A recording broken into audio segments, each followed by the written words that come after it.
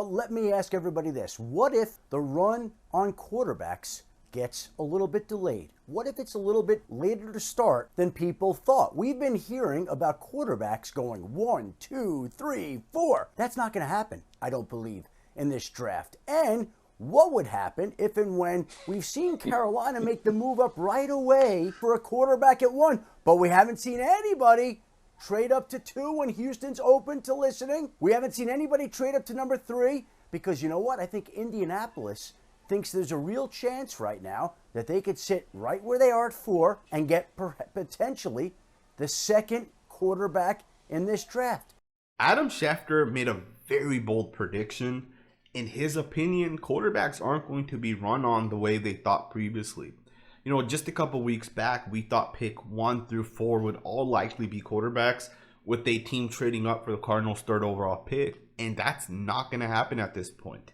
Adam Schefter is very confident in his reporting. And I even followed up and asked a couple of people, and we'll get into that a little bit later on. But Adam Schefter believes that we're not going to get a run on quarterbacks as previously thought. And what's crazy is most people agree the Houston Texans should take a quarterback, right? Most people agree there are a team that are in need of quarterback. But the Texans themselves apparently don't think that. Apparently the Texans are going to be fine with Davis Mills, and if that happens, if they don't draft the quarterback, that means we're likely not going to see 4 quarterbacks gone in the top 5 or 6 picks as previously thought, which could also mean there's going to be less talent for teams picking between 6 and 10. Which I guess could be a good thing if you're in for a quarterback. But I want to talk about kind of what's happening here. Because, you know, last year, most people believed guys like Kenny Pickett and Malik Willis, a couple other guys were going to go in the top 7 or 8 picks. You know, most quarterbacks end up going in the top 10, especially the top tier quarterbacks.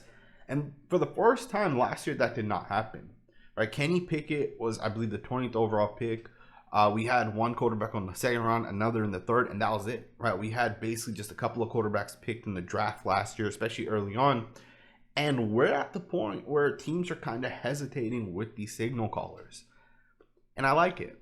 I think it makes a whole lot of sense. You know, if there's a quarterback like Hendon Hooker or Anthony Richardson where you're not 100% certain if they're the guy, if you're not sure if they're ready day 1 and you want to say, let's wait on taking the quarterback, I think that is a smart decision. I think one of the things that, at least what I learned this past season with the Chiefs and Eagles, is you can build a stacked roster and get to the Super Bowl. And that's great, but you still may not win it unless you have that quarterback. Even the Chiefs, if you look at the roster, it's a good roster put together, and it's coached by arguably one of the best coaches in the NFL. Right? I think teams are realizing that there's no point in taking a great quarterback, or one of the top quarterbacks, I should say, unless you have a good roster around that guy. You know, you look at a guy like Justin Herbert and how much he does for that team. At least in my opinion, I feel like the Chargers are a very average team, right? When you look at the actual players, the coaching I think is very, very, very bad. But Justin Herbert kind of carries that team a little bit. And you're not always going to be in those situations, right? You look at a guy like Jalen Hurts. He had the best roster in the NFL this past year, and they made it all the way to the Super Bowl. Obviously, they still lost. But I think teams are kind of starting to realize that it may not make a whole lot of sense to just take, you know, whichever quarterback it is as high as possible. It may make sense to wait a little bit. And I do think that is one of the smarter things to do. You know, if you're the Texans, you could take whoever you may like the most at number 2. I'm going to assume the Texans want Bryce Young. I'm also going to make the assumption Bryce Young goes number 1 overall, which would at that point put the Texans in a very tricky situation. You can either take Jalen Carter number 2, who is clearly the best player in this class, or you can see what CJ Stroud could provide, and maybe they don't feel comfortable with Stroud. So to me, it's a very, very, very intriguing situation that's kind of happening here. But what Adam Schefter is saying is accurate. I reached out to a couple of people that I know within the draft community. I know a guy specifically that works in scouting, and based off of his opinion, again, it's not back, but based off of his opinion, he doesn't think these quarterbacks are going to go as high as some people are saying. In fact, he said he thinks only 2 quarterbacks are going to go in the top 10. And the only way we'll get more quarterbacks to go in the top 10 is basically if the Seahawks, Lions, or Raiders end up taking a quarterback. Keep in mind all three of these teams already have quarterbacks under roster, so they may not take a quarterback, which means only 2 quarterbacks may go, that high, right? Which would obviously be the Panthers, who traded up, and then the Colts, who have the number 4 overall pick. But yeah, it seems like Adam Schefter is spot on with his analysis. It's kind of funny because as he was putting that report out there, I think it was Dan Orlovsky, who was also on with Adam Schefter, basically bet him money, saying that he believes there'll be at least 3 quarterbacks gone in the top 4, multiple quarterbacks gone in the top 10.